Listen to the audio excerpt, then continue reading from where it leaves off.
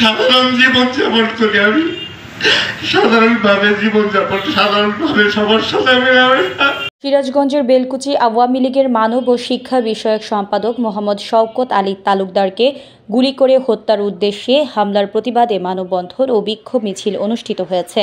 সিরাজগঞ্জ প্রতিনিধি রেজাউল করিম জানান, রবিবার বিকেলে রাজাপুর ইউনিয়ন আওয়ামী লীগের দলীয় কার্যালয়ের সামনে বিক্ষোভ মিছিল করেন রাজাপুর ইউনিয়ন আওয়ামী লীগ ও উপজেলা আওয়ামী লীগের নেতৃবৃন্দরা। রাজাপুর ইউনিয়ন আওয়ামী লীগের সহসভাপতি সাইফুল ইসলামের সভাপতিত্বে রাজাপুর ইউনিয়ন আওয়ামী লীগের সাধারণ সম্পাদক বদর তালুকদারের সঞ্চালনায় উপস্থিত ছিলেন বেলকুচি উপজেলা পরিষদের নবনির্বাচিত চেয়ারম্যান ইঞ্জিনিয়ার আমিনুল ইসলাম, বেলকুচি উপজেলা পরিষদের সাবেক চেয়ারম্যান ও উপজেলা আওয়ামী লীগের সাবেক সাংগঠনিক সম্পাদক মোহাম্মদ আলী আকন্দ, রাজাপুর ইউপি চেয়ারম্যান সোনিয়া সবুর আকন্দ, সাবেক রাজাপুর ইউপি চেয়ারম্যান আতাউর রহমান, পৌর ছাত্রলীগের সভাপতি আক্তার হামিদ সহ উপজেলা ও ইউনিয়ন আওয়ামী লীগের বিভিন্ন পর্যায়ের নেতৃবৃন্দ সহ আরও অনেকে।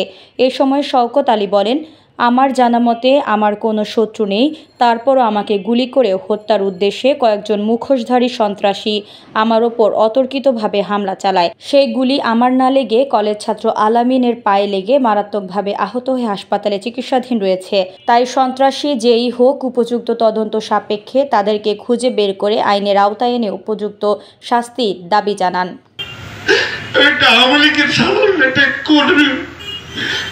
আমি সবার সাথে বন্ধুর মতো, সবার সাথে হিংসা বিদ্বেষ